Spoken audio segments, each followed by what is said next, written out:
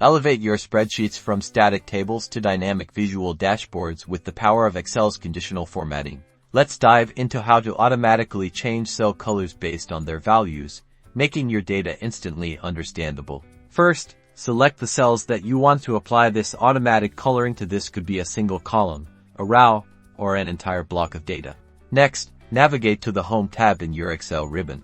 Within the Home tab, you'll find the conditional formatting option. Click on that. From the drop-down menu, we'll choose Highlight Cells Rules, and then select Greater Than to start. A dialog box will pop up here.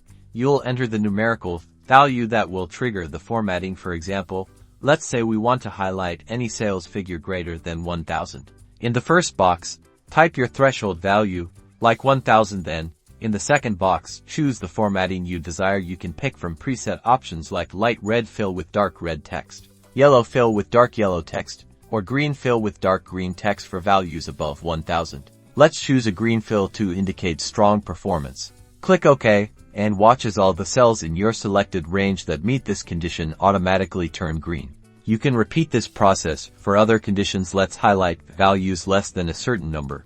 Again, go to Conditional Formatting, Highlight Cells Rules, and this time select Less Than.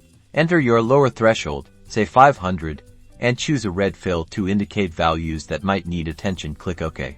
Now, any value below 500 will automatically turn red, while values between 500 and 1000 will remain their original color. You can apply as many rules as you need for equal to, between, text that contains, and more, creating powerful visual insights into your data.